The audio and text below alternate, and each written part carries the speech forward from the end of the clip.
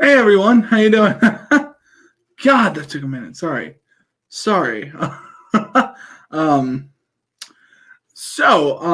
me see if I can get into the settings because God, this is bright, isn't it? Like, good God. Um, so let me get into the settings real quick and I'll fix it up for you guys. So, in case you're wondering what we're doing here, this is a show called Book It Live. I actually did have a really cool. I have not a really cool intro, but I had an intro planned, and yeah, for some reason it just would not import on my laptop. So I was just like, "What the hell?" And so, yeah, Xander is now sending me gifs of my mess up. Well, Xander, I'm sorry, I cannot be the perfect human. So I'm gonna set just normal brightness, and hopefully that will fix up my new screen enough. So because so I got a lot of complaints about how I'm never looking at the camera. I'm always looking at the monitor over here. So I've finally made the monitor and the camera one thing. So yeah, Xander sent me a GIF.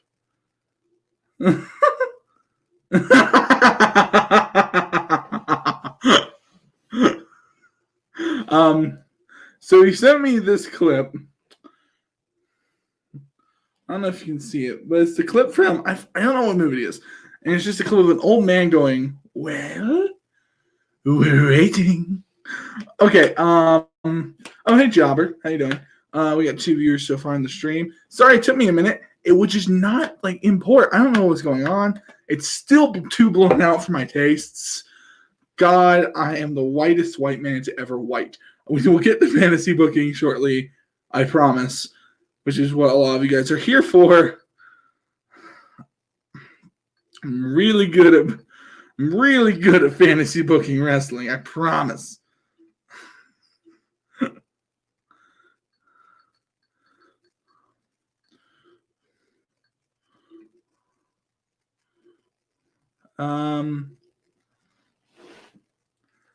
Just have to keep you on your toes. Can't wait for NXT tomorrow from Zach Grushing. Thanks, Zach. Yeah, I can't wait either. NXT is a good show. And just show Xander this. I did get the cup. It's a very nice cup. It's metal. And thank you. Thank you very much. There's water in there.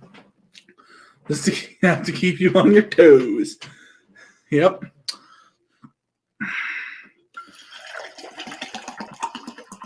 In case you're wondering, this is tea, and it might be Long Island tea.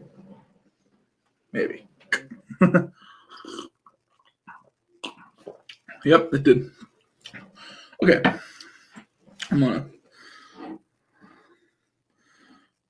for the branding. Okay. So, oh yeah, Jobber. I asked, when are you coming back as co-commentator from Zach Rushing? Zach, I commentate the big 4 shows. I can promise Ray's great fantasy booking. He booked me. I did. Thanks, Zach. If you want to see the video where I booked Jobber JJ as an actual wrestler, subscribe to the Patreon. I did it over there. Let me come back to commentary. For the most part, I only do the big 4. Now I can promise you this: the more popular we get, the more likely you'll see me on commentary more often. And I can promise within the next few months you will see me back in the commentary booth, because we got SummerSlam coming up, and that'll be a big show. I will be there for the takeovers. I write NXT. We'll be there for NXT Takeover Brooklyn on February 27th. Thanks, Xander. Thank you. Yeah, we have 2 confirmed matches, I believe. Well, no, one. Sorry, 1 confirmed match. Oh, no, two. Sorry. Rey Mysterio and Ricochet. And we also have Valter versus Karrion Kross. Those are the 2 matches we have announced. There's a lot more to come. We promise. Jobber, if you're still interested, I can send you the StreamYard.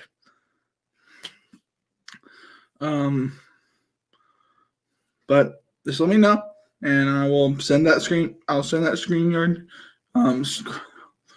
StreamYard to you, and we'll get you in here, and I can have someone to talk to.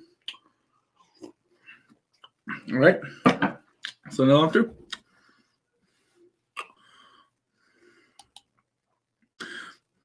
So I'm dealing with a new step tonight that I decided to night, because it's not a big stream like we do have on our bi-weekly Friday shows. And I felt a good time to try a new setup.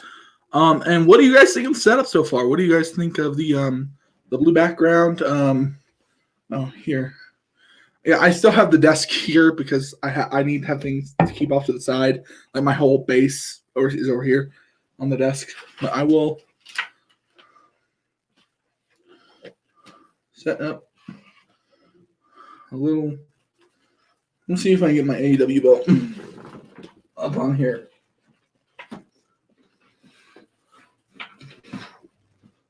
There we go. Nope. I can't. I'm not going to bother with it. That's me carrying across to break the ring. Not sure they weigh enough for that. You got to fact check that. But maybe. Who knows? Feel like that? Anything could happen.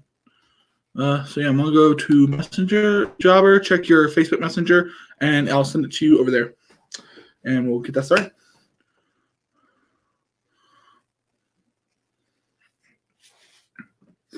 Sorry, guys. Messenger's choosing to be a dick to me. Why is everything? Okay, so I'll look up Jobber's name, so I'm not going to give out his real name because I don't want to be a dick.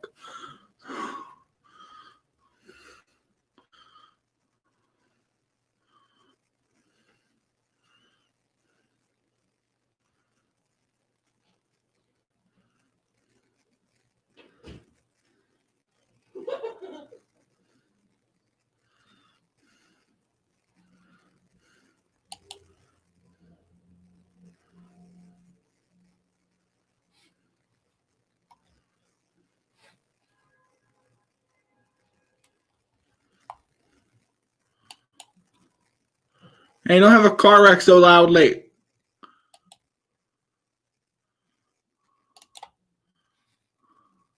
So I'm not calling out Jobber's real name. So I don't want to be an asshole.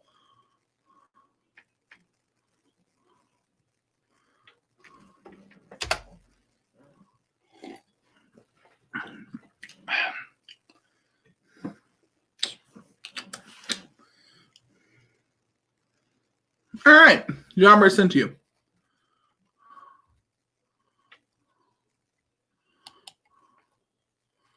Yeah.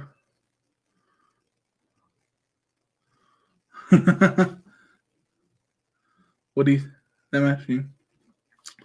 think about the Inferno match?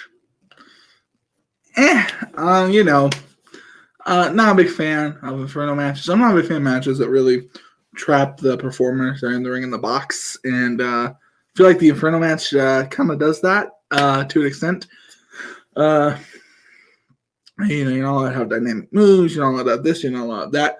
And I just generally don't like it because they often go on for too long and have just too much, 5-minute headlock, 2 minutes of just dumb striking. I don't know.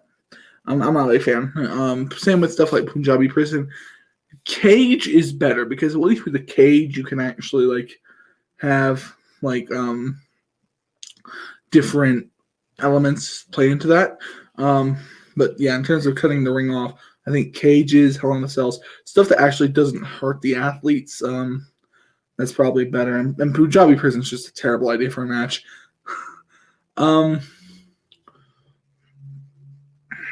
So I'm gonna wait till Jobber gets here to explain my rebooking of this, and it is a very controversial rebooking. Xander knows what it is. None of you know what it is. So I'm gonna wait for Jobber to get in the stream and we'll talk about it. And yeah. And in case you're wondering, Xander's not here tonight because Xander has to do a Christmas thing with his lady friends. First Inferno match without Kane. Yes, it was. Okay. I'm not, it's not. I think character exclusive matches, unless you're talking about Firefly Funhouse, are kind of dumb. Not very inspired. Choices. And Jobber is here. See if I add him.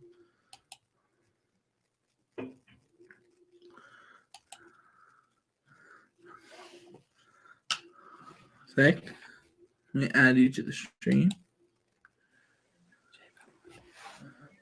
What the hell? There we go. Hello. Ladies and gentlemen, for the first time learning how to use this camera horizontally, it's Jobber JJ. Hello, buddy. Yes, so Jobber's here now. Yep, Xander's currently chatting with his, from his girlfriend's house because he cannot be a little worried. He can't not be a little worried. He also not being involved something on his channel for the first time. Yeah, Xander, call him out. It's fine. It's fine. Yeah, if you don't YouTube a lot, it can be easy to do. So I have a rebooking of an angle. I told people I never rebook. Okay. I am about to rebook Retribution. The look on Jobber's face right now reads a hint of disgust with a touch of worry. Does this include Mercedes Martinez? It just includes the idea of Retribution. Oh, okay. Just the idea of Retribution. Hardly any of the players. So this angle is a really weird angle to book because if it's anyone from NXT, if it's any form of an NXT invasion, it immediately gets compared to the Nexus, and you don't really want that in this kind of thing. So when planning out stuff like this, you have to have the players figured out, you have to have the end result figured out, and you have to have motive figured out. Yeah. So the issue with Retribution was, spoilers, I'm a leader going by the name Z-Bar. Can you rebook Shawn Michaels versus Bret Hart? I will do my best to do that after I do the Retribution booking, Zach. But the issue with rebooking something like Bret Hart and Shawn Michaels is they hate each other. Yes. Yeah. They hate each other so much. Or they did. So when Retribution first came on, they just attacked everybody. Just everybody. And I don't really like that as a story because it's just like, here's another. It's like aces and eights. It doesn't make much sense, in my opinion. So instead of that, they're only going to target Vince McMahon's golden boys. Okay. So they're only going to attack people like Roman Reigns, Braun Strowman, Seth Rollins. Xander's probably texting me again. All right. Brock Lesnar. Slapjack versus Brock Lesnar. Brock Lesnar. Yeah, Brock Lesnar.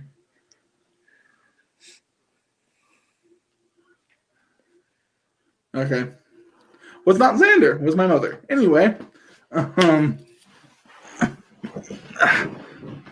Anyway, so when you get to a feud like this, or an angle like this, you really have to have everyone who you want in the angle figured out.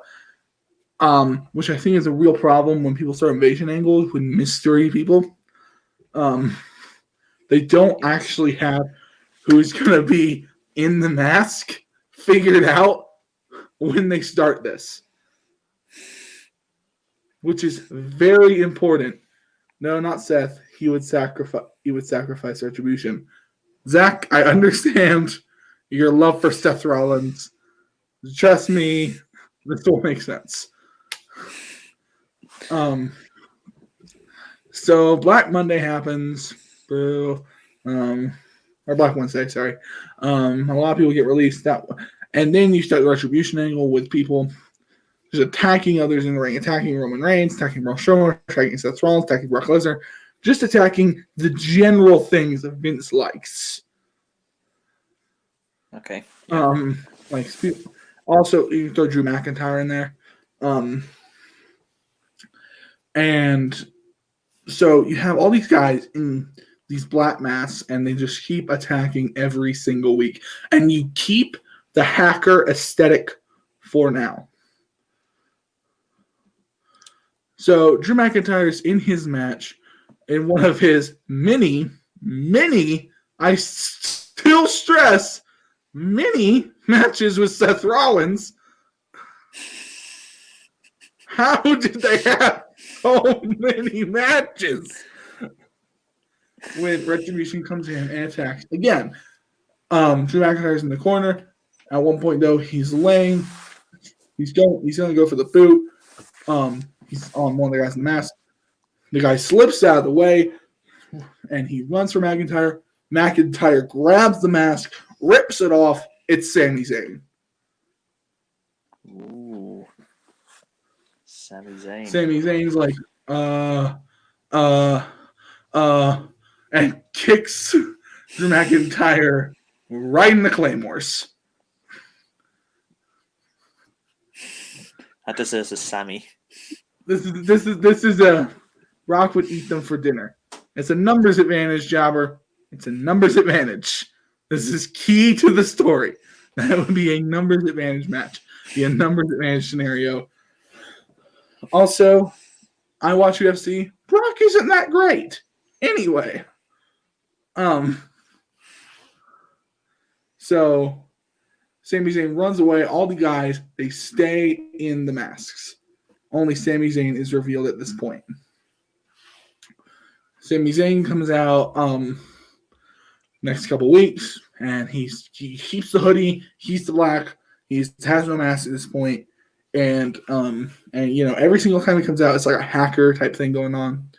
And Sami then gets confronted by Drew McIntyre, and he's like, "What are you doing?" I don't know. The Scottish accent, whatever. What are you doing? This is BS. You're attacking the locker room leaders. And then Sami Zayn goes, the people that Vince wants to be locker room leaders. Vince has never considered anything anyone else has wanted. And so at this point, you're kind of getting the idea that Sami Zayn is, you know, just trying to speak out against WWE, against how Vince books, against how Vince favors all these people and gives no one else a shot, in particular, Sami. Because the thing about Sami Zayn is Sami Zayn's perfect for the reveal of the angle. Sami Zayn is someone who has amazing charisma, amazing in-ring ability, is extremely likable, but he's never gotten a shot at the main event scene. Yeah. And so this makes sense. This builds the story of Sami Zayn. This builds Sami Zayn's personality, which means, would you... No, I would not. No, this isn't like a hot seat segment. This isn't anything like that. So eventually the men in the black mask just keep attacking these like protected guys. They start attacking people like the New Day because the New Day sell merchandise.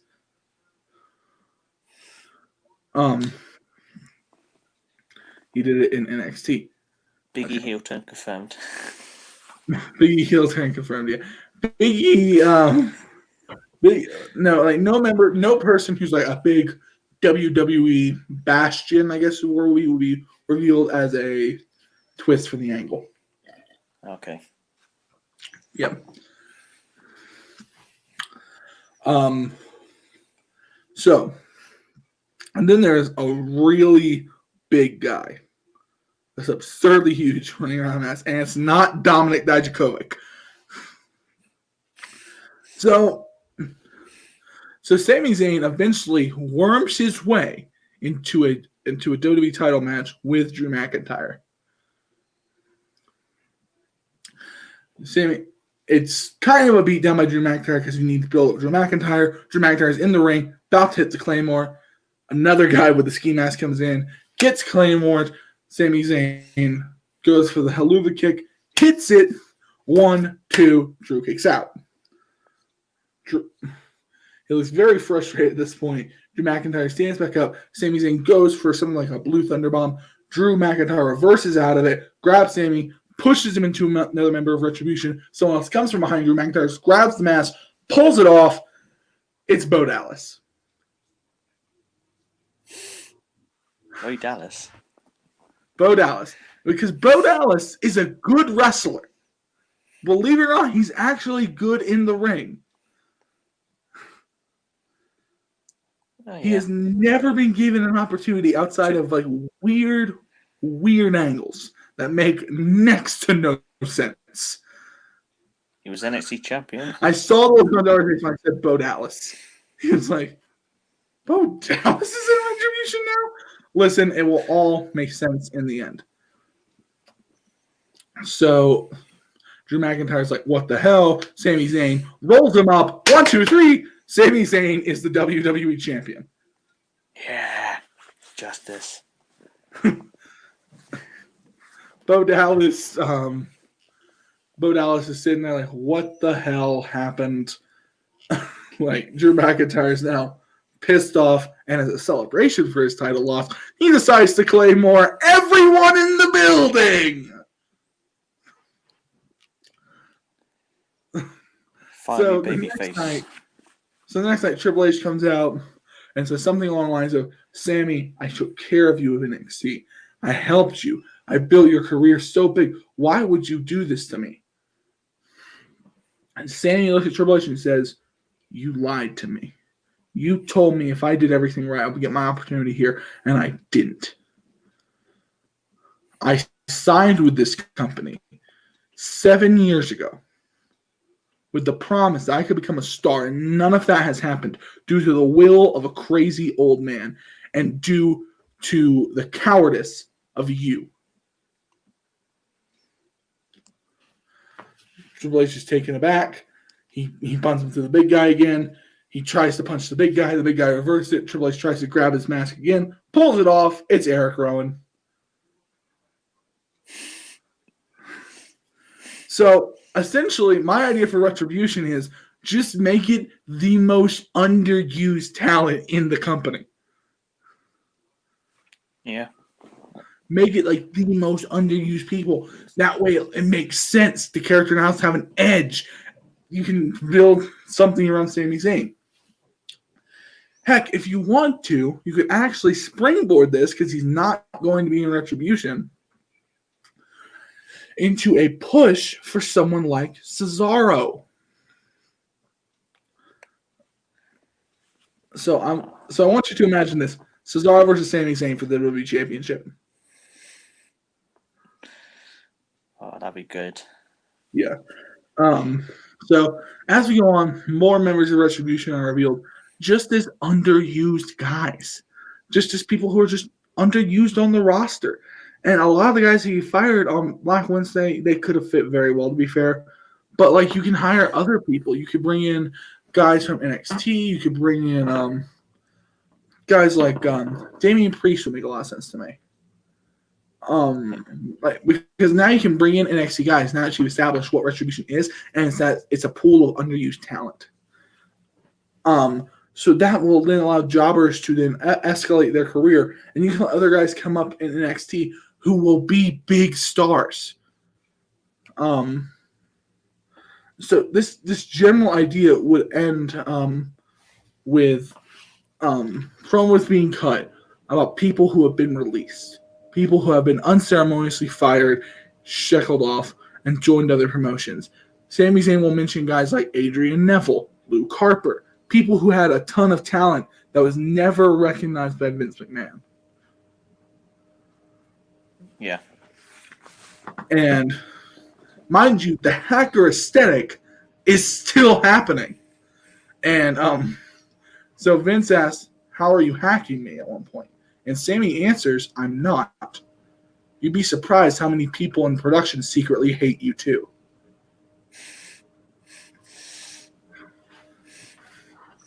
So the general idea would be, now that we have some players in the mix, we could then build in other angles and build in other storylines. And we could then get a match possibly between Sami Zayn, Drew McIntyre, and Kevin Owens. Kevin Owens has been uncharacteristically involved with WWE, trying to support WWE. And everyone's asking, why isn't he joining Retribution? Spoiler alert, he joins Retribution in the triple threat match, allowing Sami Zayn to retain his title against Drew McIntyre. He joins Retribution, and now I would bring in guys who you originally had scheduled for the angle, like Shane Thorne, like possibly GYV, like guys like that. That way you can then build the roster up and get guys in there. I would not go more than like 5, 6, maybe 7. I would not go beyond that loading capacity, because I think when you get too many guys in a stable, the stable starts to lose focus. Yeah. Yeah. Like the NWO. So at this point, Sami Zayn will then have run afoul of Seth Rollins. So this will lead to a match between him and Seth Rollins, at which point, and I'm about to have someone really freak out on me, Sami Zayn still retains the title.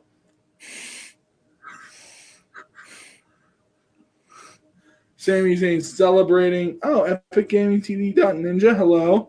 Sami Zayn celebrating the reign. Yes, he's champion. Yes, he's champion. Kevin Owens turns on him and takes over Retribution. That was quick. And then you can have that feud again, have Kevin Owens be the WWE champion, have Sami Zayn slowly turn back into a babyface, have Sami Zayn, the man who began Retribution, slowly begin to end Retribution, and then you obviously will blow it off in a ladder match between Sami Zayn and Kevin Owens for the WWE Championship. Because when you give those boys ladders, it's entertaining. And yeah, I know a single doesn't make sense to some of my other fantasy bookings, but this is a live show, so that's kind of the point. So at this point, Sami Zayn would capture the WWE Championship, and he would be sitting in the ring just going, "I'm the champion! I am the champion! I am the champion!" Bow down, bow down, bow down. Roman Reigns comes down with Paul Heyman. This is the beginning of Roman Reigns' bloodline story. With Sami Zayn to me, Sami Zayn would register as a lot better of a counterpart to a Roman Reigns heel turn.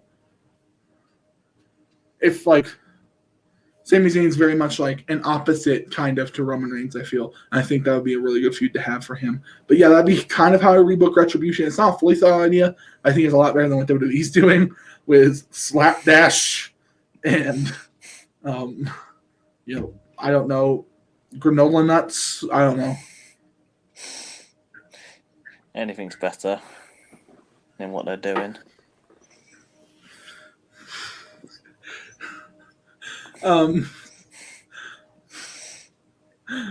As a British person, as you being a Brit, I really hope you like this. I heard someone accidentally refer to a member of Retribution as Wank Pheasant. Not as an insult, they were being entirely serious. They thought their name was Wank Pheasant.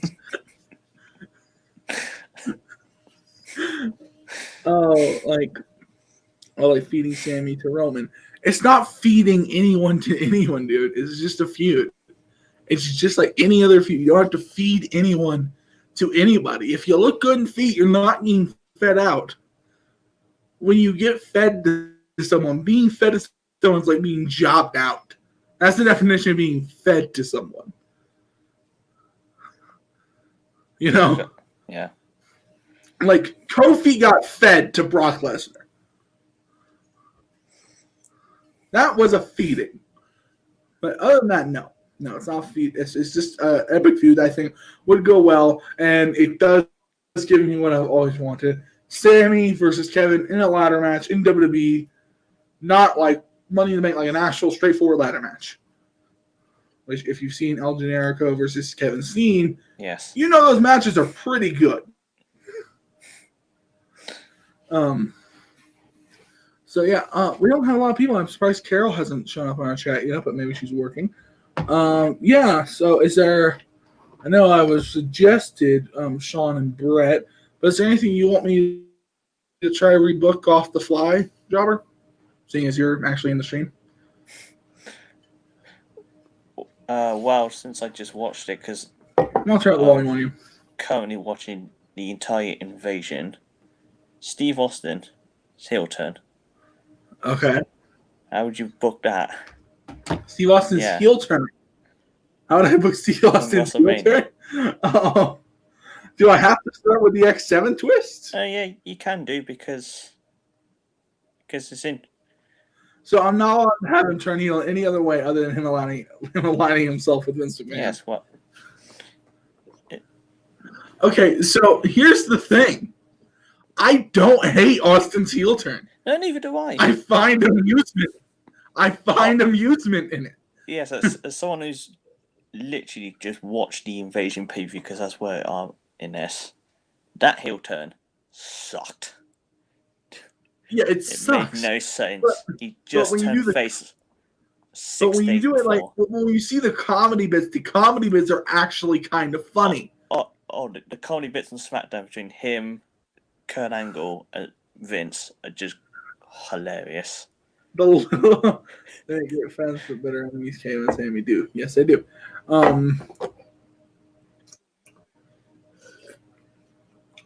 little cowboy hat. I love that. I love silly things in wrestling. I finally watched My Shadow and Me between MJF and Jericho the other day, and I loved it. I loved every minute of that. Like, that was legitimately entertaining. So it's really hard to book something like an Austin heel turn because, like, when rebooking, you want to keep the comedy bits in, but you also kind of want to make him a menacing heel, and it's really hard to ride that line because Austin either is going to be a comedy heel with no serious edge or just a straight asshole. I don't think he can ride that line very well. So the only time he was an asshole was when he beat up JR and kept hitting Lita with a chair. That was pretty much it with his heel turn. Yeah, and here's the thing, though. Because they were Trish Rouse thing, yeah. But here's the thing. I know a lot of people say The Rock is a great counterpart to Steve Austin, and he is. I don't think he's necessarily a great counterpart when it comes to an invasion story. Yeah. Because when you're trying to find someone who people will cheer over Steve Austin, you have to have the most likable person on the planet. Yeah. And The Rock has this energy of he's a great character, but he's kind of an asshole. He's just kind of a dick. So it's really hard to book an angle like that. I've got my hair going straight in the air now. Anyway, so what I would do is Goldberg. Not Goldberg. Sting. Not Sting. To me, the perfect counter for Austin if he's going to turn heel is Mick Foley. Oh, yeah, that's a good one. Because, like, who is more likable in wrestling than Mick Foley? No one in it ever. Yeah, no one, like, there's not a person on earth who doesn't love Mick Foley. But the issue with booking that is he's retired. Yes, he's just a special guest referee. Yeah. And that fucking WrestleMania match between Shane and Vince. Oh, he was a special guest referee for 2 matches on the Invasion pay-per-view. What was he? What was the second one? He did the referees match between Nick Patrick and Earl Hebner, Uh-huh. and then he did the Bra and Panties match. Oh, that's a good one. What if Sean never had a back injury?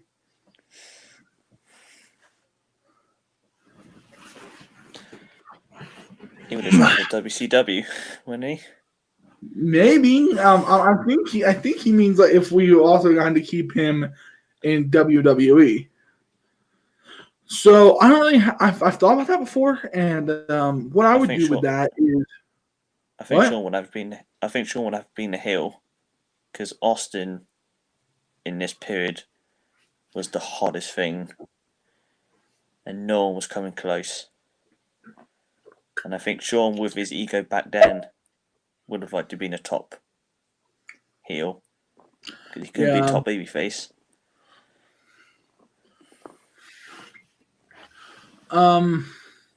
See, the issue with a lot of these guys is you have a lot of beef going on, and it's really hard to make stars with that.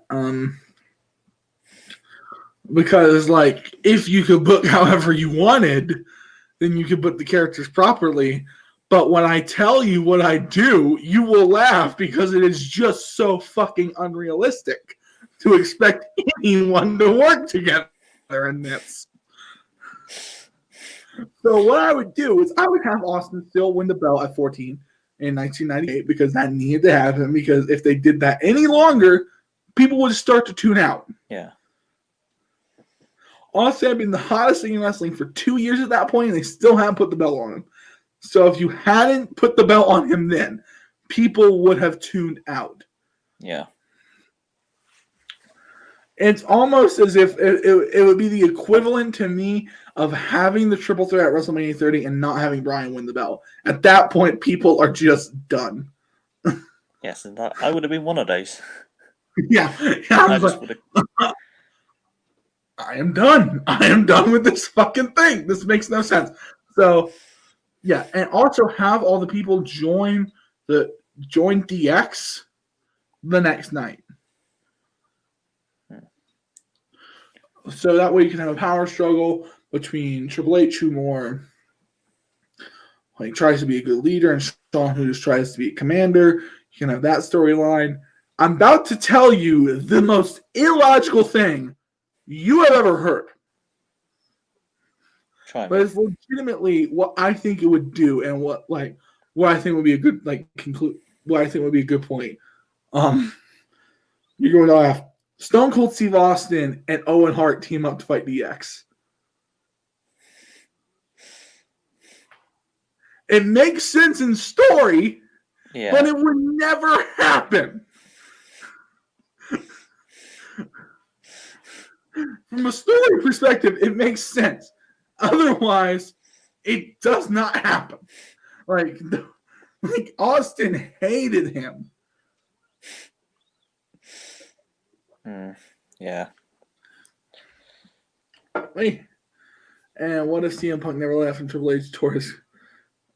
Okay, buddy. I'll take it one at a time here. So, post Austin and Hart coming together, I would just keep Shawn in there for a bit longer. Continue his feud with Austin. But the issue is, the second you start saying no to that, you start interfering with other good things that were happening in the company at the time. Like The Undertaker starting to feud with Austin. Yeah. Which I don't want to get in the way of The Undertaker's feud with Stone Cold Steve Austin. Yeah. So because that was a great feud. Honestly, I would really use this opportunity to give Michael some more dream matches. And so I would have him try to wrestle a match with Owen.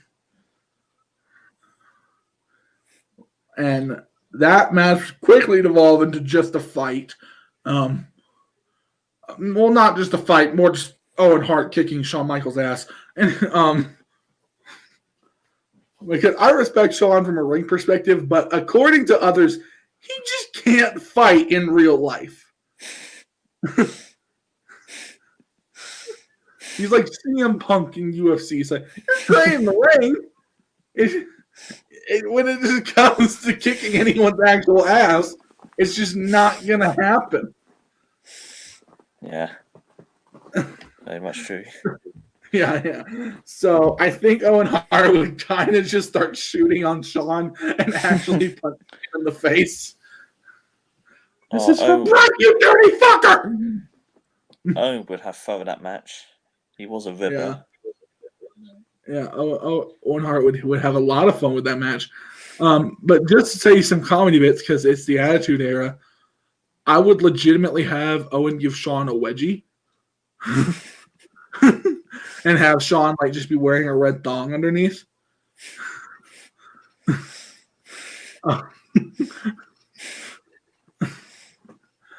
And he will never go back to the blue blazer gimmick. Ever. I don't know what. Like, okay, obviously I'm saying it from the perspective of it ultimately causes death, but I'm also ultimately saying it from the perspective of what the fuck was that? Like, former Intercontinental Champion, challenged for the WWF title on several occasions, former tag team champion. Let's put him back in the blue blazer outfit. Yeah. Never made sense. So yeah, I would have that happen. Because they thought it was funny. Yeah. I would keep Sean at the upper part of the card. And this is legitimately what I think we're having in real life. I think Austin would ascend above that anyway. I'm not sure WCW would trust Sean. They would have signed him. I'm not sure. Because with the whole Brett thing, with him being there at the time. It's WCW. And also, I'm just like, I could possibly book that for you guys, but I don't know what they do. It would be a fever dream, and Shawn Michaels would definitely join the NWO and definitely have a tag team match with some celebrity from the 90s, probably someone from U2.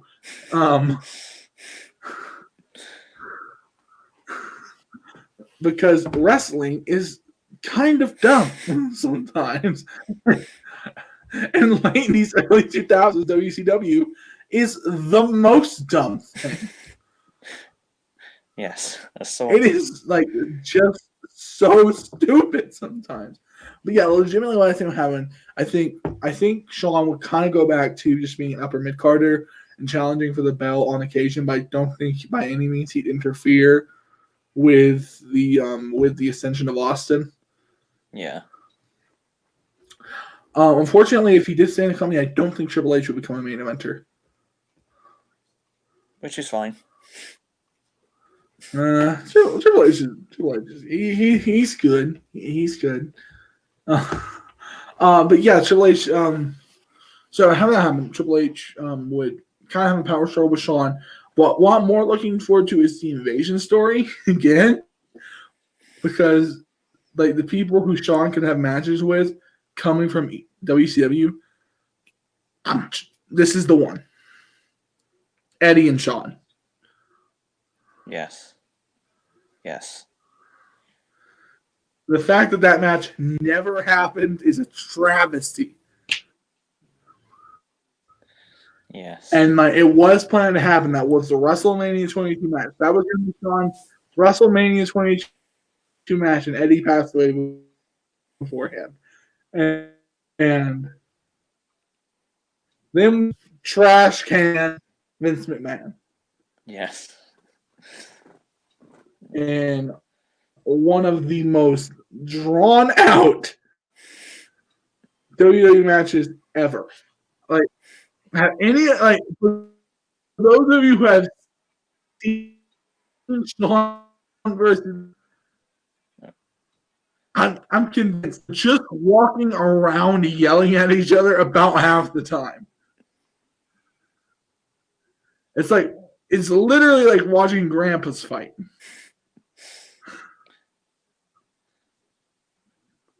Okay, no, it's like when your stepdad gets into a confrontation with his father-in-law.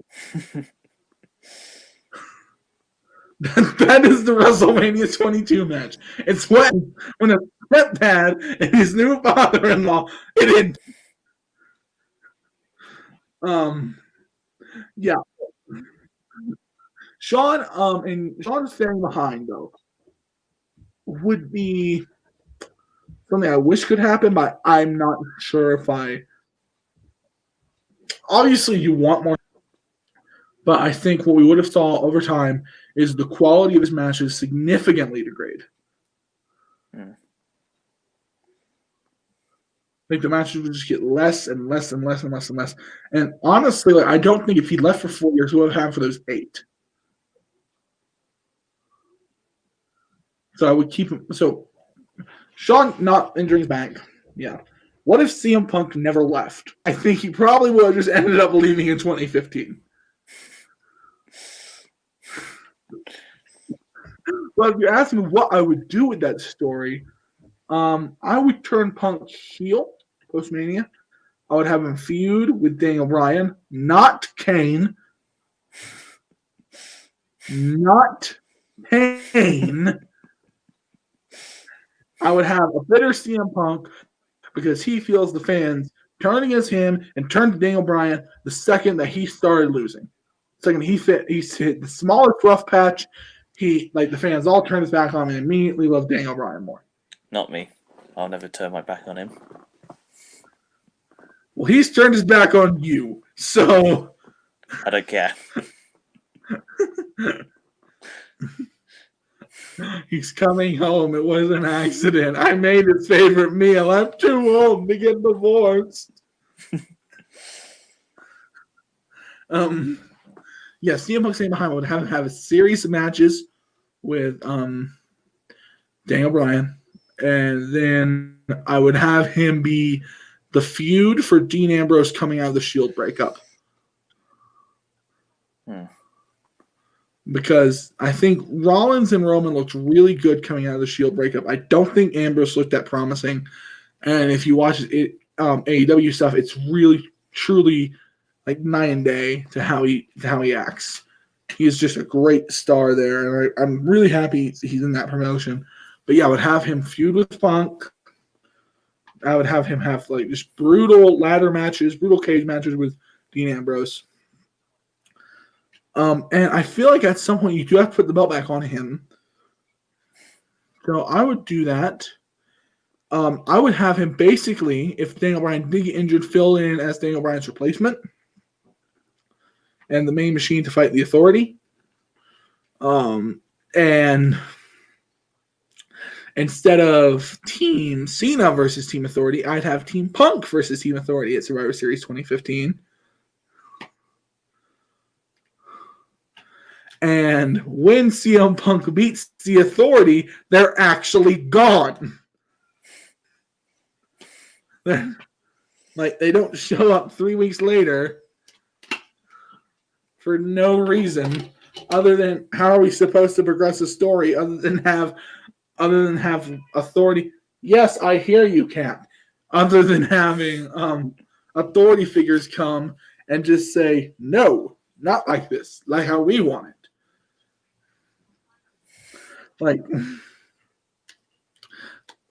Okay, Jobber, you've been watching this product for a long time. For how many years did Triple H just come out and just cut a 30-minute promo? Quite. I can't really remember if they did it back in the late 2000s because it was only a 2-hour show, but every Authority... single... like pretty much since 3 hours, there's always been like a 20-minute, 30-minute promo.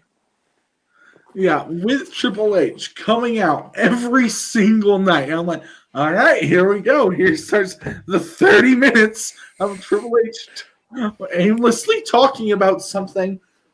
And it goes nowhere. And then we have a main event. And it's oftentimes a 6-man tag match featuring John Cena, Roman Reigns, Seth Rollins and the Big Show and 2 other guys. Pick your poison on who they are. It might be Rusev. It might be Dolph Ziggler. It might be someone else. Who knows?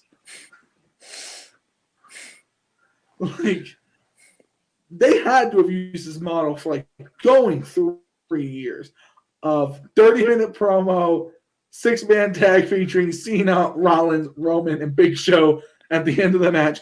Throw in 2 other guys. Call it good. Yeah. Which is the problem in wrestling a lot of times. I feel like repetitiveness often is an infection in wrestling.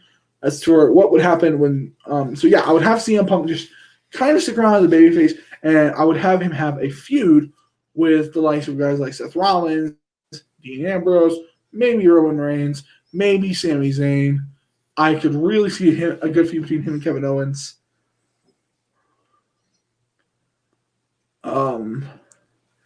But if you want to indulge me for a ridiculous story that Vince would never do, but I would love it, I'll tell you this. 2017 comes around, CM Punk is still WWE champion because CM Punk will stay the top guy because CM Punk is top guy material. He always has been. He always will be top guy material. CM Punk has a feud with the now call-up from NXT, Cassius Ohno. Okay. Because if you've ever seen the Chris Hero CM Punk matches, they're all fantastic. And if you could just, not even 6 months, just give me a month, Vince. Just give me a month where at the end of it, you let CM Punk and Cassius Ohno have a wrestling match. Please. Like, Jesus Christ. That's how I would do a CM Punk feud with Cassius Ohno, just to kind of build up more of a different kind of roster. There, at this point, brand split would be in full swing, so I'd have the roster pretty much like a workhorse kind of side, like a big horse kind of side, and I would have CM Punk firmly in that category, reigning on SmackDown, having amazing matches with Cassius Ohno, with Dolph Ziggler, with Dean Ambrose, with and particularly one with AJ Styles. Oh, yes. And I just had I've had this beautiful image in my head for years of CM Punk having Styles on his shoulders, bringing him down for the GTS, and Styles grabbing the leg on the way down and turning it into a calf crusher. Oh, that'd be an amazing spot. And they could do it because they're better, because they're good at it. So I would love that feud. I would love CM Punk. Triple H not tearing his squad in 2001, he would have continued Triple H-ing. Oh, he would have paid this WCW's harder than Vince would. Yeah. Booker T would lose that world title within a week. Yeah. He'd lose the title in a week. Triple H would continue to cut those long, drawn-out promos, continue to kiss Stephanie McMahon. This was 2001. It was not 2014. Surprisingly, he's done this for a long time. I am legitimately concerned for people like you, Jobber, who've been watching wrestling your whole life. I've watched wrestling most of my life, but not my whole life like you. I am so concerned at the loss of brain cells due to 30-minute Triple H promos. Like, it could legitimately kill a person. Like, just how many Triple H promos are done.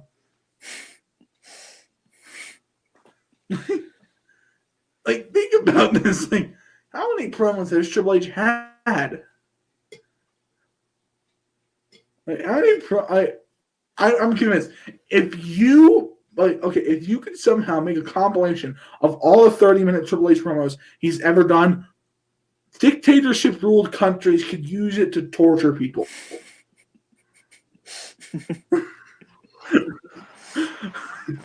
Like, forget waterboarding. just put on 6 hours of Triple H promos. By hour 30 and a half, by hour 1.5, they'd be begging for mercy.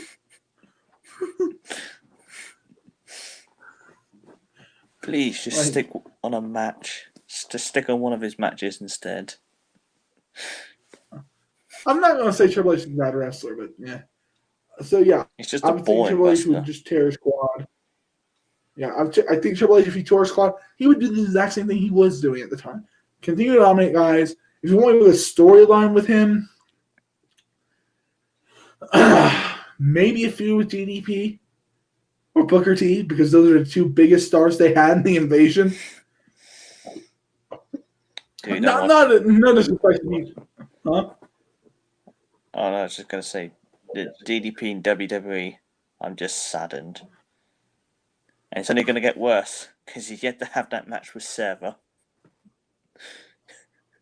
Oh my god, yeah. Oh god. DDP. Poor DDP, man.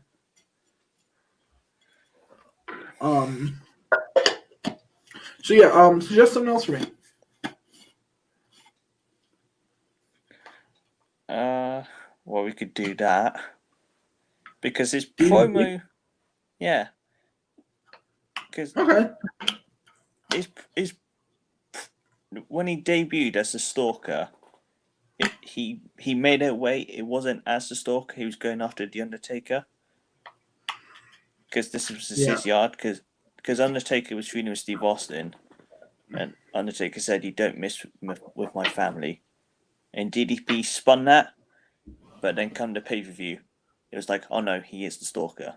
He's a creep." So first of all, I wouldn't do a stalker storyline. Yeah. That's just weird. But he spun it in a way it made sense, and made it go after the Undertaker instead of Sarah. But he just decided, no, you're going after Sarah, and then kidnapping Deborah.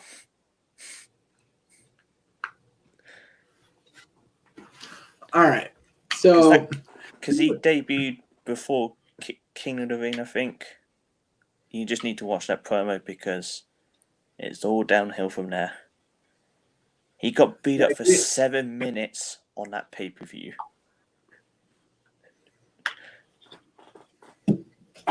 So if you want to start there, the Undertaker DDP fight,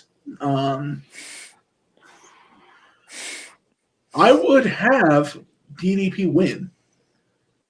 I wouldn't have like him keep doing the stalker shit. I would just have him win. And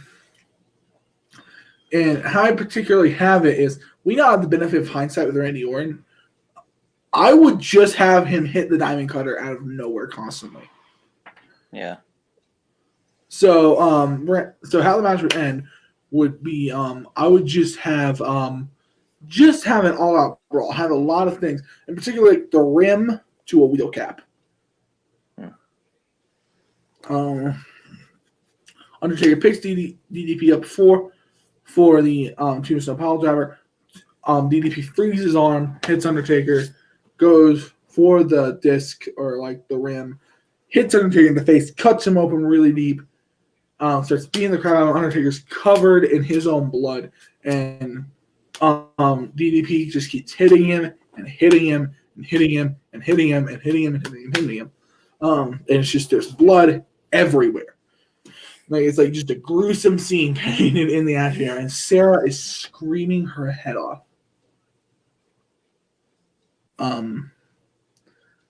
At this point, Undertaker set up on the announce table, diamond cutter through the announce table, and then DDP looks at Sarah, and Sarah's like, "Oh God, the stalker's coming after me." DDP walks up to her, taps her on the head, and walks to the back. Just complete uninterest in Sarah at this point. He has now hurt Sarah. He's now hurt the Undertaker through Sarah. At this point, I would have him feud with guys on the upper mid card level, not with like main event, not with quite main eventers yet. So that would include, obviously, I would do a Kane feud just to have the brother storyline run through there. Just so we can have the DDP thing going on. And post that, that's when you can start booking him with actual entertaining talent. I think him and The Rock would be really good together. Yeah. And Good. yeah, something that's important to remember is DDP was never like a massive star in WCW. I mean, he was a big star, but he wasn't like never the face of the promotion or anything. Oh yeah, yeah. So what you do with that is you just have him have these upper mid-card feuds and try to build him up to that level, but you never force it. Also, when it comes to world titles, have him and Booker T feud over who's the true leader of the alliance. Austin will not be the leader of the alliance. It will either be DDP or Booker T because those are the two biggest stars they have.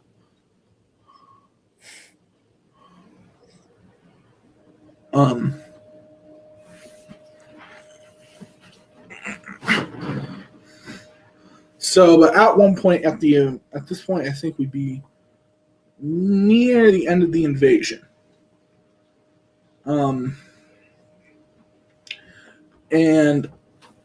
would have him do a surprise win, DDP, do a surprise winning of the WWE Championship over someone like Stone Cold Steve Austin, holding up the belt, because I think DDP does have a lot of potential in the company, and giving him that shot, I think, would be a very appropriate thing for him.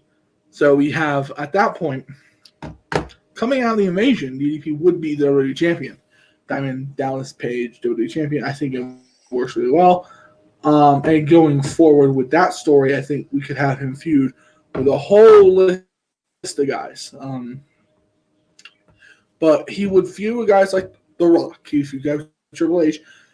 And he would constantly, just anytime it looked like he was about to lose, anytime DDP looks like he's about to lose a match while WWE Champion in this story, he nails the Diamond Cutter out of nowhere and pins and wins. And no one at this point has reversed the Diamond Cutter. At this point, I think we're coming up on WrestleMania 02. Right? X8? Yeah, X8. I Yeah, think it'll be the one. 2002. Yeah. So, DDP will be in the ring, and he would defeat, for the WWE Championship, in a title match, The Rock. And The Rock will be sitting there shocked. He holds up the belt. DDP is like, I have destroyed everything. I have become the new face of WWE. I have destroyed Austin. I have destroyed Rock. I destroyed the Undergong. The Undertaker returned. We do some like stitching effects to have like a scar on his head from the beat down he received from Diamond Dallas Page. Sarah is not with him because Sarah has no place in this story. It's over. Sarah's involvement in the story ends when DDP injures The Undertaker.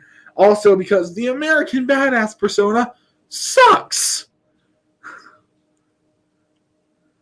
It's like the most generic. Like, it's not that it sucks inherently. It's just that all these wannabe wrestlers are still hearkening back to that almost 20 years later. Yeah. And, like, it's like, I don't know. Personally, I hate it when wrestlers wear jeans. And unless you're, like, a really talented wrestler, don't be on the independent circuit wearing jeans. Dress like a wrestler.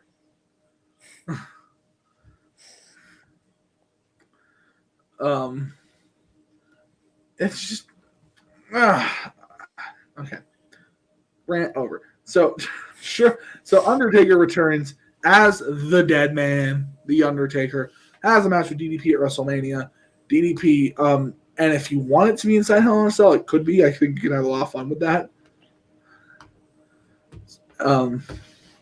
So at this point, this is if Vince was dedicated to building up DDP as a big star.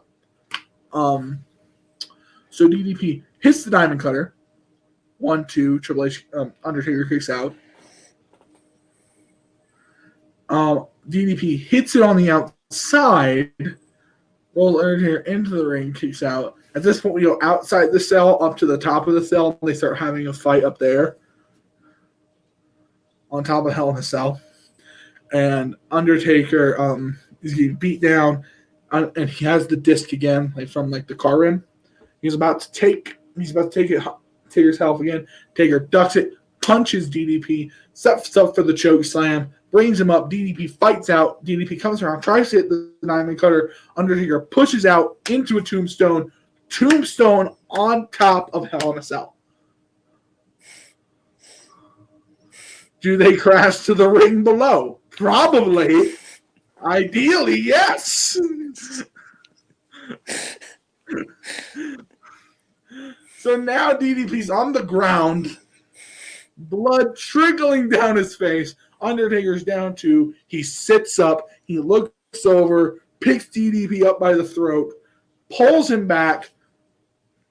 Throat tear. Rest in peace. Picks up DDP. Tombstone pile driver. 1, 2, 3. Undertaker's champion. That'd be the greatest finish of all time. Trash. You know what, Z-Man Gamer? Have your opinion.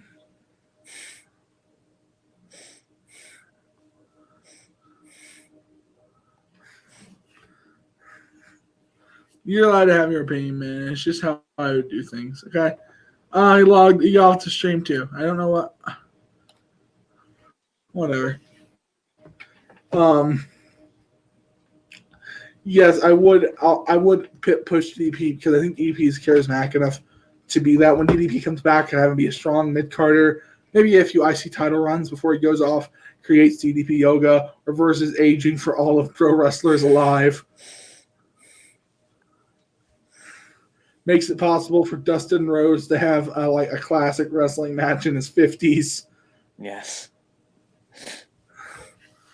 And not a horrible match Thank with you, TNA. Yeah.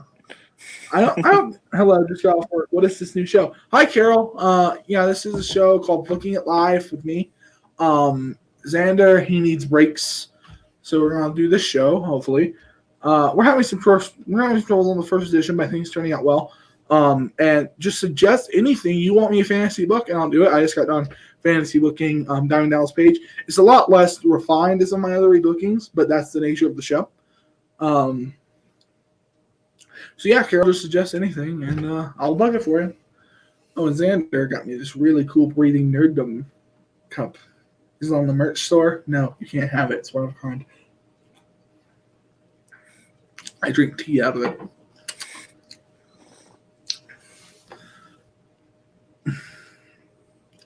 And don't worry, there's... Oh, Carol's gone.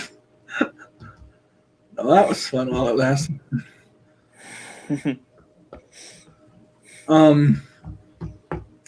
So, okay. This could be fun. Yeah, it could be, Carol. Yeah. So yeah, book any angle you want me. Send me an angle, and I'll try to work it the best I can. Although, any questions about Universe will be a big no. Oh yeah. Just says for the viewership, some reason that you're not watching. I don't know what's going on with this StreamYard. Anyway, just anything you want. There is a few things that I won't rebook. I won't rebook angles that are already considered really good. That are classic angles because I don't really want to touch that.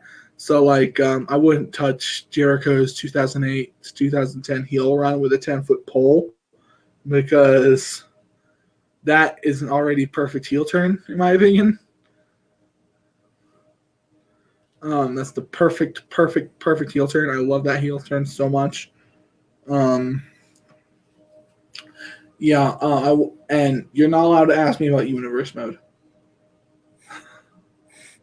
You're not allowed to ask me spoilers for Universe. You're not allowed to ask me who's main eventing what or what we're pushing next. You're just not allowed to ask me.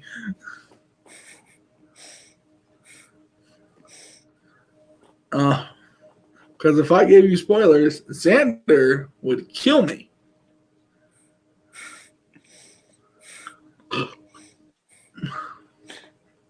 Yeah, we book everything. Believe it or not, when Black Wednesday happened, that's exactly what we did. Yeah.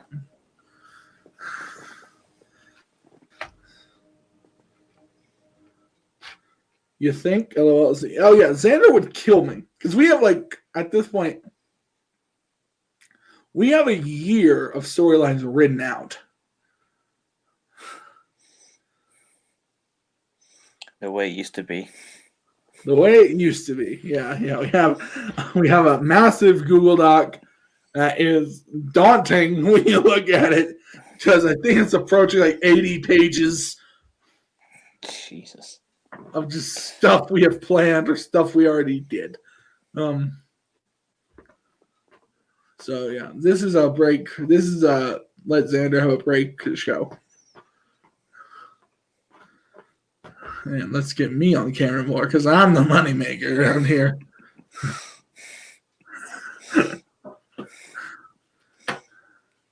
I'm still predictions champion. There have been so many freaking ties. Fantasy book McIntyre versus Edge. Oh, that's a good one, Carol. That's a good one. That's a good one, Carol. Okay.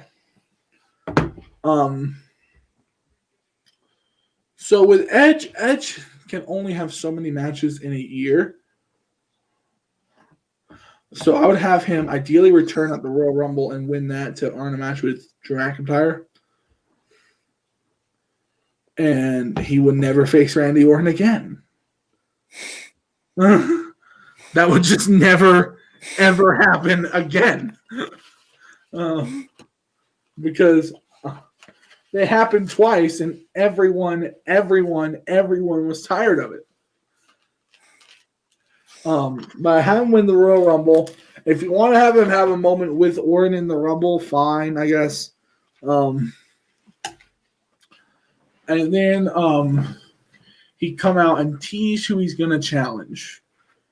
He'd be like, "Oh, am I gonna challenge Drew McIntyre?" And like, I don't know. Am I gonna challenge Finn Balor? Right? Why are you talking like this?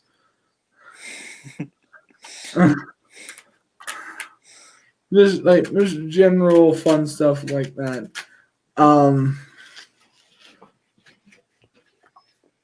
Okay, everyone's gonna say I'm not a wrestling fan. I promise you I am.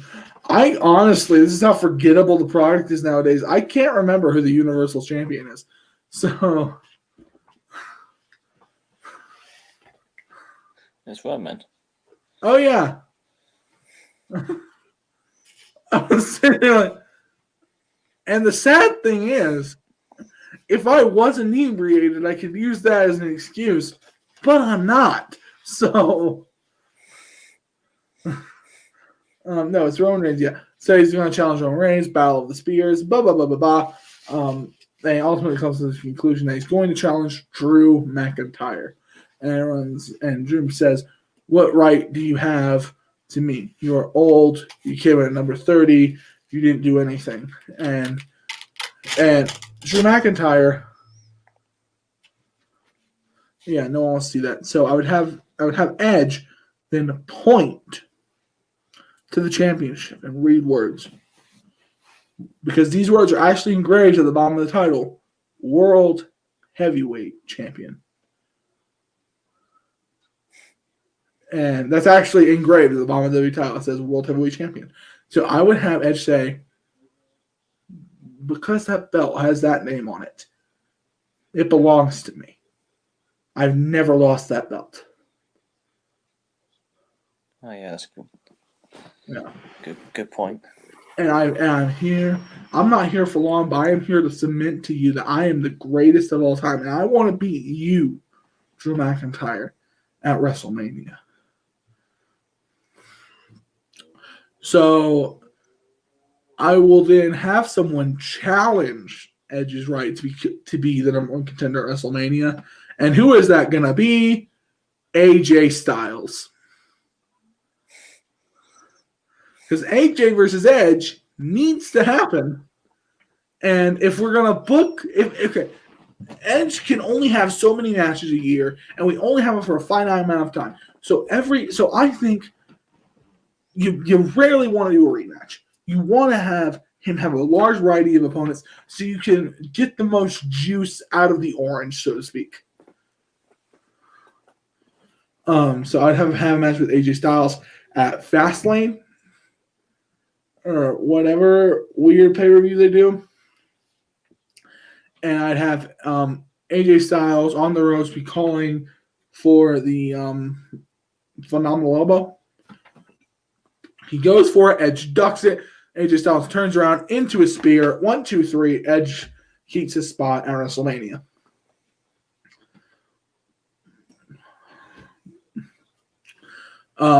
They have a contract signing. Edge comes down. He's looking somewhat like he's not sure if he can beat Drew McIntyre.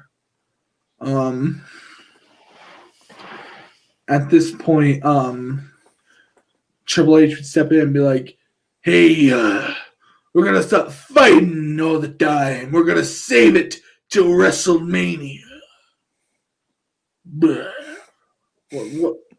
Whatever Triple H does now. And I would have so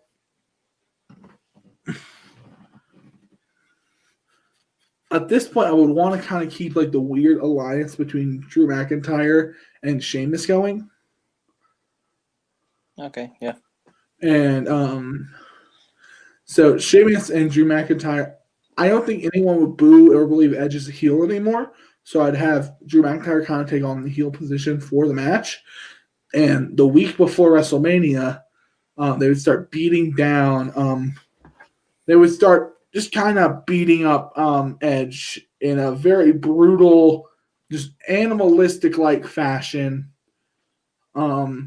Just really, really fuck up his shit, you know. He's sitting there. Sheamus is holding him. They're getting ready to deliver the Claymore. And then we hear this.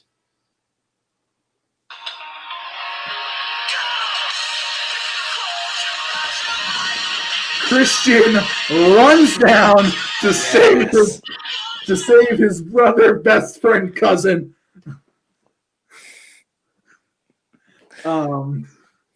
Christian cleans house fire. Main event for all that night. Sheamus and Drew McIntyre versus Christian and Edge.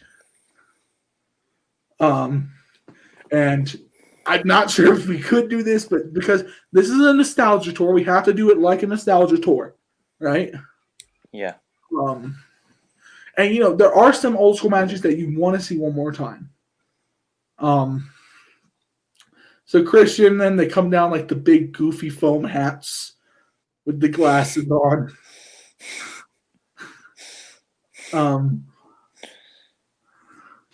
And here's where you can have a little bit of fun. Like before the very serious WrestleMania match, you can have a little bit of fun. Yeah. So at one point, Sheamus is beating Christian down hard because they had a feud at one point, right? And Christian's like rummaging around in his pants, and Edge is like in the corner waiting for him to turn around, and you hear because Christian has blown a kazoo right in Sheamus's stupid face. And he turns around into a spear from Edge. 1, 2, 3, ENC Santal before WrestleMania.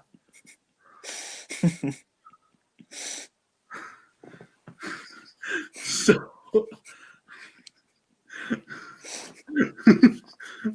And then like they're literally up on top of the entrance and going, yeah, Kazoo's rule.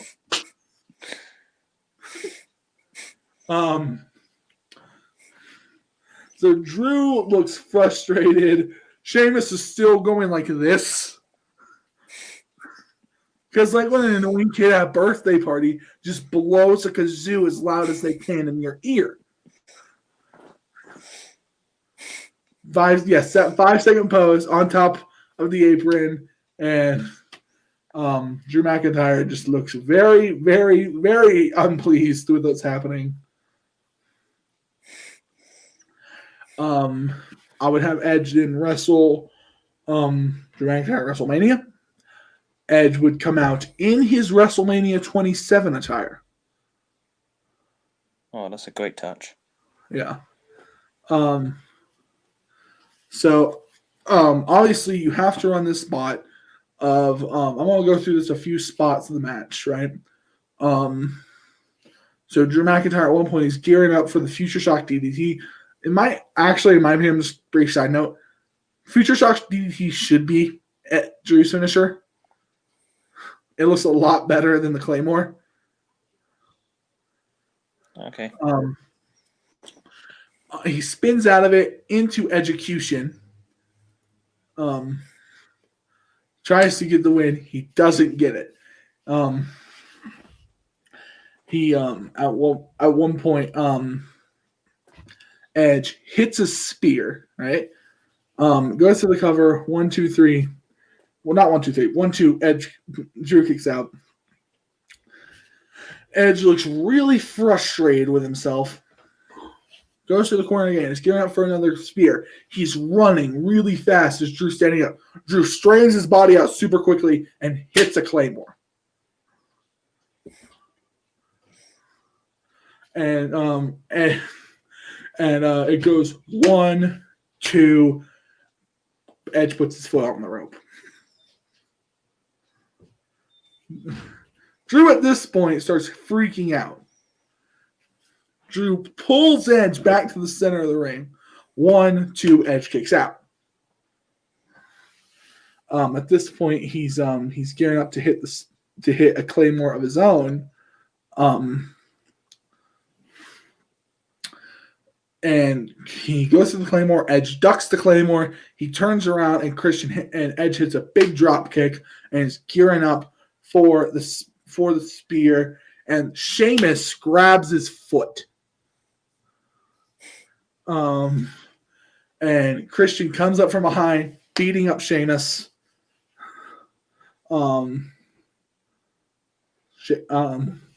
Sheamus gets pushed away. Edge goes for the spear as Christian's going for his spear. Christian hits his spear, but Edge again gets hit with the Claymore. At this point, Drew's standing there all cocky, and they're like, go for the pin, go for the pin, go for the pin, you dumb man. He doesn't. He goes for the Future Shock again. Edge slips out, spins around, almost hits almost does a crucifix to pin Drew. Drew kicks out of that. Drew stands up again. Edge is up. Edge bounces off the ropes. Spear. And Drew surprisingly gets right back up into another spear. He's down. Edge looks around and just grabs him by the legs. Does that submission he does that looks awesome, the education. And he's freaking out, and he eventually taps out to Edge to crown the new world champion. Christian and Edge stand top buddies with the world championship around Edge's side. I would have him then go to a little bit of a sparing feud with Sheamus and Drew, where but yeah, Edge won the match, so we're good. So Edge then goes into a triple threat match with them. Edge keeps the belt there, and he kind of goes away for a few months, but he announces he will defend the belt at SummerSlam against who, we don't know yet. He's leaving through the ramp, and he is thrown out back onto the stage. He's on his hands and knees, and out of the entranceway comes John Cena. Ooh. I have gone way beyond the Drew Edge thing. I am just booking Edge. Edge gets AA'd on the thing, and John Cena just kind of goes. So at this point, we can have the final match between Edge and John Cena because Go's got. I don't care what WWE tries to tell me. John Cena's best rival is Edge. Yes, by far. Like, I don't care how many times you try to go Randy Orton at me. Randy Orton is not John Cena's best rivalry. I really like the storyline. Thanks, Carol.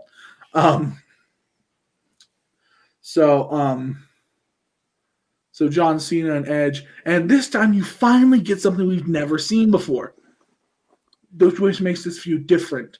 See, the thing with Randy Orton and Edge kind of made it bad was we'd seen something like that before, but give us the same thing, make it different, right? Make it just a little bit different so it feels fresh. This time with John Cena as the bad guy. Yeah, that'd be good. Yeah. So that gives us something old and new because you can have the classic feud of of John Cena and Edge. And that's other. Sorry, when I think of Edge rivals, I think John Cena. Edge is definitely John Cena's best rival, but that does not go the other way. So you get that match going at SummerSlam. And I would have for this match, I would have John Cena just play basically Tom Brady. Basically the rich asshole who used to be the people's champ and now has kind of gone corporate. And he pays to interfere in the match because I like to have interference in these kind of matches. He pays Lita to interfere on his behalf.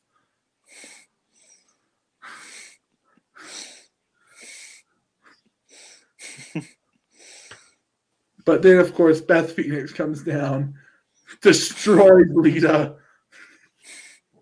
Because I love Beth Phoenix. I don't care. I love Beth Phoenix. Like, she's awesome. So, at that point, I would have... Yeah, the classic finish of John Cena having Edge up on the shoulders. Edge fights out, hits the spear. 1, 2, 3.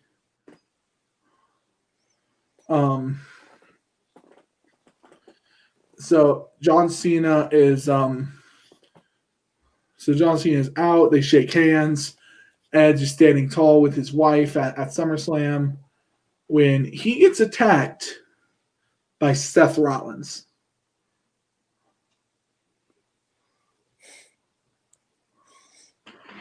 And I like continuity in wrestling, so I would have Ron say, "Remember 3 years ago when I told you that if you ever came? Well, no, 5 years ago. Sorry, remember 5 years ago when I told you if you ever stepped in my ring again, I'd break your neck." Curb stomp to Edge. Rollins is just sitting there so proud of what he's done to Edge. So what this feud is after this is we do a build-up Survivor Series where Edge eventually comes back, and we kind of do a tribute to Edge here, right? Because every single heel tactic that Seth Rollins uses, Edge innovated. So every single time Rollins tries to do a heelish thing, because Edge knows how to be a bad guy so well, he's calling it. He's calling what Rollins is trying to trick him into doing.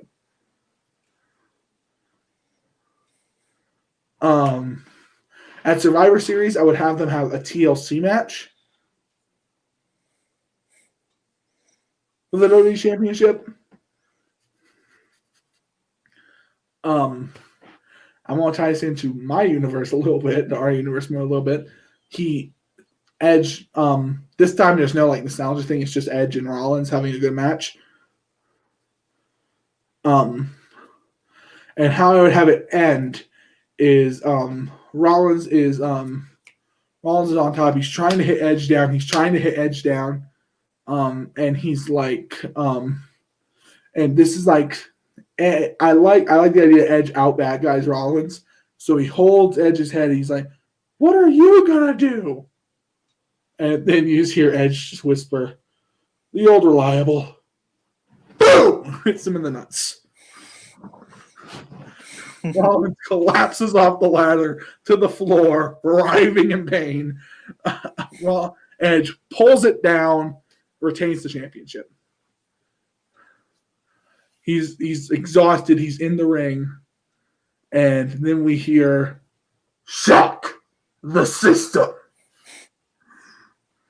And I would have Adam Cole debut taking out Edge, because I actually see a lot of similarities between Adam Cole and Edge. Yeah. So at the Royal Rumble, unfortunately, that's where I would have Edge lose the title to Adam Cole. But with my story, I think you get a couple good matches out of it. Not a lot of people want to see. You get to see the ENC reunion. You get to see a good match between him and Drew McIntyre. You get to see a good triple threat with him and Sheamus. You get to see the match between him and John Cena. You get to see him and AJ Styles. And then you get to see him and Seth Rollins. You get a lot of the dream guys that Edge has been fantasized to be facing. Yeah. And you could have him come back after that. I could really see him and Edge and Christian. This is what I do with him at Mania. Have Edge and Christian reunite again against the New Day.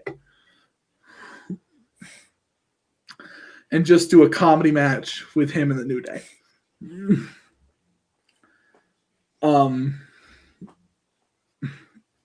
Because they're compared so much. Edge and Christian to the New Day. So, yeah. So, here's what I'm going to do.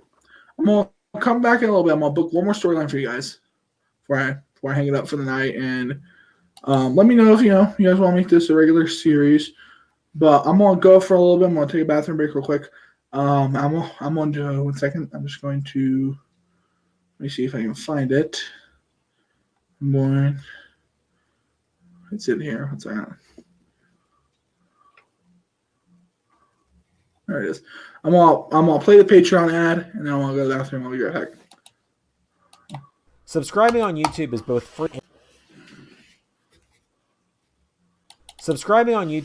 free and appreciated. Oh, come on. But another way that you can support the channel, if you are willing and able, is on Patreon. The LS11 Universe Patreon is linked in the description of every video that we have on the channel. Patreons get cool rewards, like personalized thank you videos, their name and the...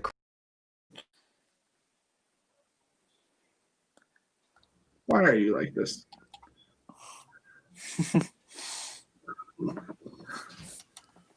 Subscribing on YouTube is both free and appreciated. But another way that you can support the channel, if you are willing and able, is on Patreon. The LS11 Universe Patreon is linked in the description of every video that we have on the channel. Patreons get cool rewards, like personalized thank you videos, their name and the credits of videos on the channel, early access to side series like GM modes and Road to WrestleMania playthroughs, access to voting on the bi-weekly watch-alongs, and a bi-weekly podcast hosted by myself and Ray, where you get to learn more about us and more about decisions made behind the scenes. If you want to support us on Patreon, it's very appreciated, as it both helps the channel and helps support Ray's unhealthy Dr. Pepper addiction. Woo! Now, back to the show. Oh, Ray's not back yet.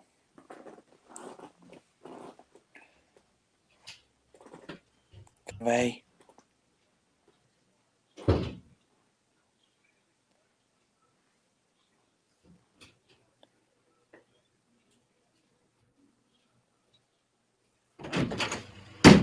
There he is. Yep.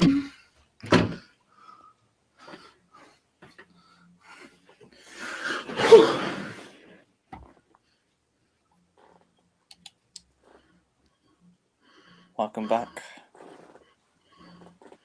Okay, I can't say. It's the Jobber JJ show. All right. Thanks, Carol. I'm glad you enjoyed the storyline. Let me know if you want this to be a regular series. I'm not sure if I'll have Jobber JJ on every week, but you know. You can do if you want. Yeah. But you know, sometimes Xander might be able to. So you know, we always want to have Xander. Been fun. Glad I suggest something. I'll see you later. All right, Carol. So we're gonna do another one. I'm going to see if I.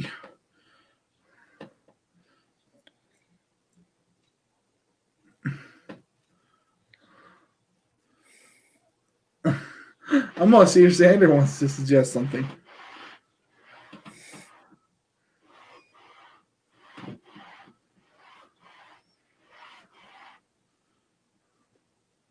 Xander, suggest something to me. I've just texted that to him. He's with his girlfriend, but I'm sure he won't mind.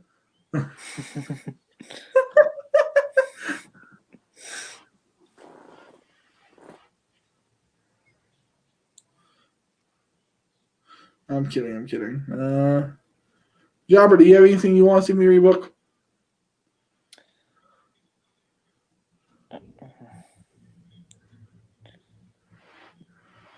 Braun Strowman's an interesting one. Braun Strowman? Yeah, because he was so hot in 2017 because he was completely different from everyone else on the main roster. Yeah. And him tagging with Nicholas just killed him. Even though it's still a funny moment, it killed him. Okay.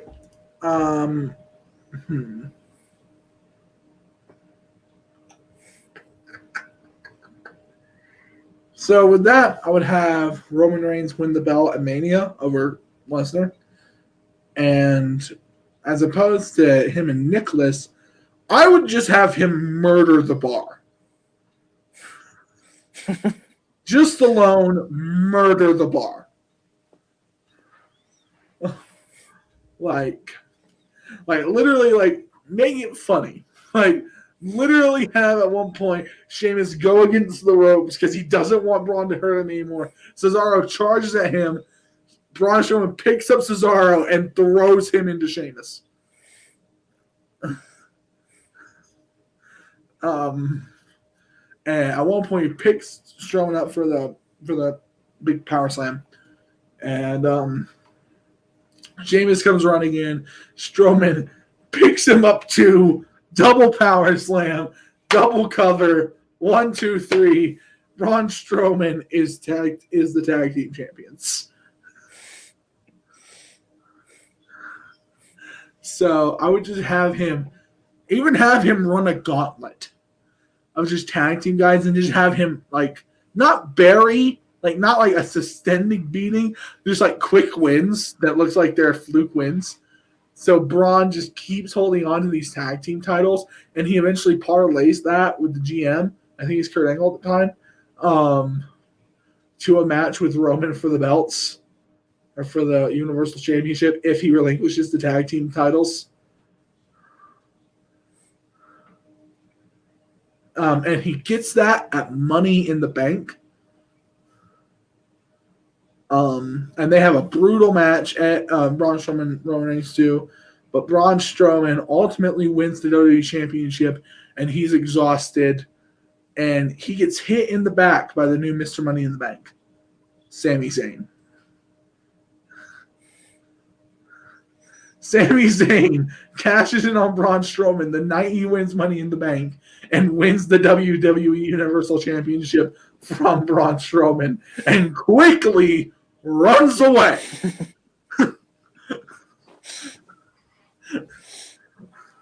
Literally putting slapdash, literally runs away. Just and Braun has a freak out.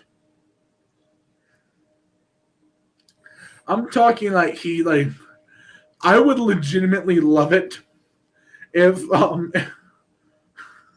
Like with the quarantine era, you could do this. You could not do this now.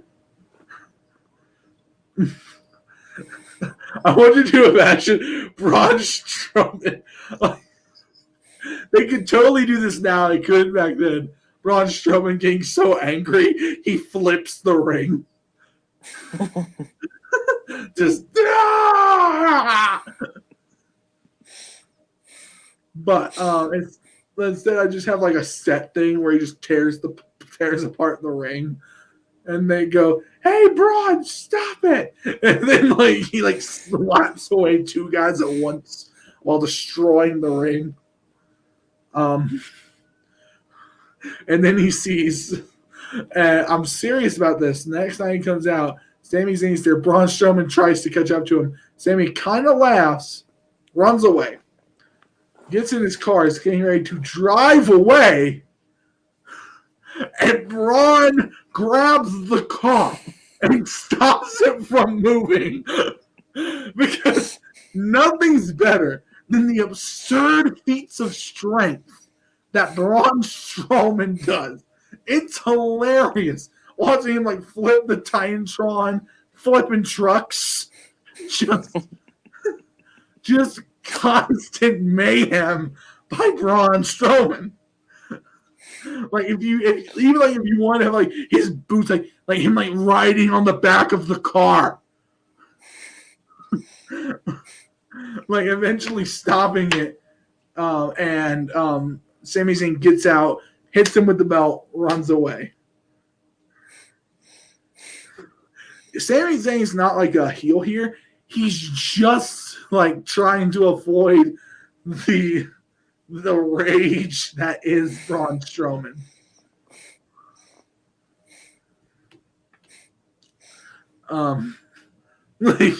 Just the rage that is Braun Strowman, right?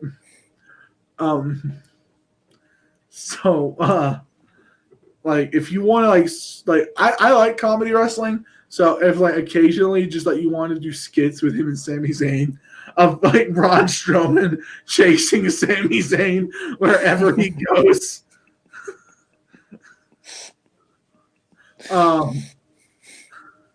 So like they're in a museum. Braun Strowman flips a fossil of some description. And like, it's absurd, but so is Braun Strowman. And then I'd have Sami Zayn like exploring the bowels of a battleship and the slide slowly. Like Braun doesn't flip the battleship, he's just lifting it up. Like, get out here now! So eventually this leads to a match between Sami and Braun Strowman. Sami Zayn coming in as WWE Champion. Braun Strowman murders Sami Zayn for most of this match until Sami Zayn tricks Braun into running into the ring post, and then Sami Zayn presumes to basically, by the skin of his teeth, retain the championship. And so the next, here's the thing: Braun's ridiculous. Like that whole character is just absurd. It was great though. So feed into it. Make it funnier. Like next night, you have a Shaw of Titan Towers, the helicopter coming down. Triple H gets out and Braun immediately asks for another match. Triple H says, "You lost your title defense. I can't just give you another championship match." Braun Strowman picks up Triple H and throws him into a lake off the building. And then proceeds to flip the helicopter.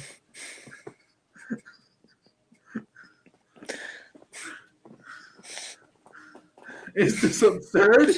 Yes!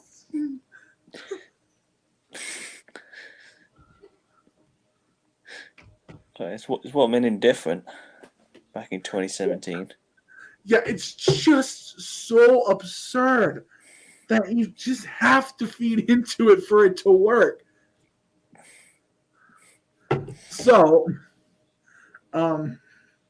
eventually, after Braun has murdered pretty much everyone, he murders Shane McMahon, he murders backstage officials. When he eventually gets to Stephanie, he gives him another match with Sami Zayn. This time in a cage match.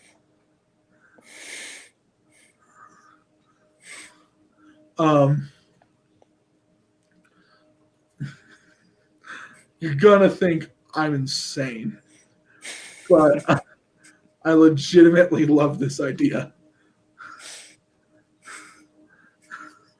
So Sammy at one point is climbing out, and he's actually on the door, right? And he's getting ready to jump down, and Braun rips the door through and drags him back in.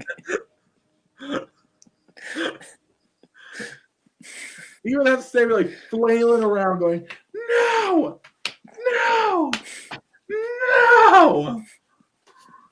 He throws Sami Zayn down, throws it again, does it again. He goes to the pen to think, "No, you have to escape." Braun looks at the door, attempts to squeeze through it. That's not working out. At this point, Sammy kicks him in the jubblies and is starting to slowly get out, and he's slowly the door's in the way, so he's having to really squeeze through in an attempt to escape to retain the title. Braun's looking around. He doesn't know what to do. He goes to one side of the ring, does a full sprint, and leaps through the cage wall, comes down, and Braun wins the cage match by destroying one of the walls.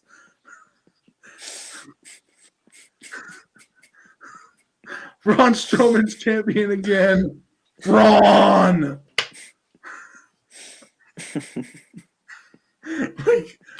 Because that's the fun that you have with Braun Strowman. Just constant, non-stop, ridiculous. Every single time he comes to the ring, he needs to have a new feat of unbelievable strength. And in the cage match, you get two. You get him ripping the cage door through and destroying the wall to get out.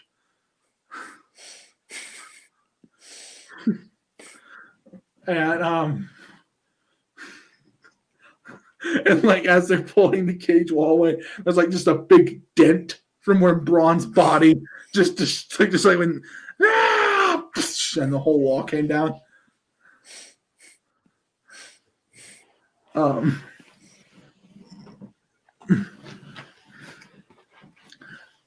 So how I would choose to blow off this Sami Zayn Braun Strowman feud is at the next pay-per-view in a Falls Count Anywhere match.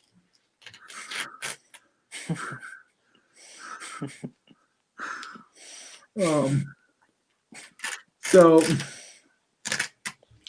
they go into the locker room, and you have those rows of lockers. Yeah. Sami Zayn keeps getting in one and locking himself in there, and Braun cannot undo the locks. So instead of just ripping the door off, he just starts flipping the lockers down.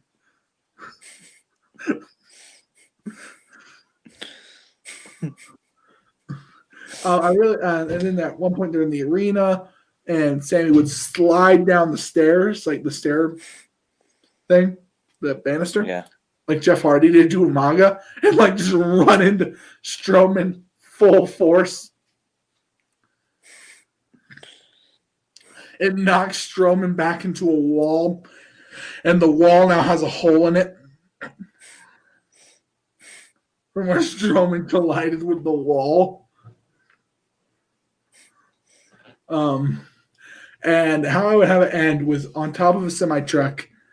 Braun power slams Sammy so hard they go through the truck. He retains the title. Then he probably loses it to Brock Lesnar down the line, to be honest. That way he can get the Beast Slayer storyline with Seth Rollins at the Mania after. No. Yeah. Yeah. Yeah. Yeah. Okay. Make sure I was right there. Because they should have never gone with Nicholas. Just keep Braun absurd. So I'm gonna wrap up the stream here. I don't think we had a good middle, but I think we had a good ending. I think my last two storylines in the book were rather enjoyable to listen to. And we finally figured out like a method to the show. So let me know if you guys want me to make this a regular series, me just booking things live for you guys.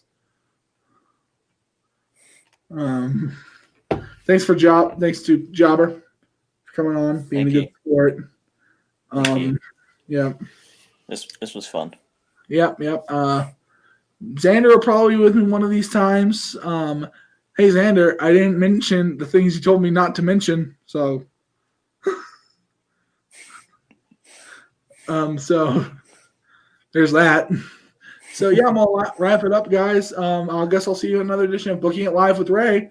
Thanks to Jobber for coming on once again. Thanks for Carol for popping in. Thanks for Zach for popping in. Thanks for whoever the dickhead was who just called it trash without ever probably hearing the whole story. So yeah. All right, thanks guys. See you later. Bye. Bye. Bye-bye. Bye-bye.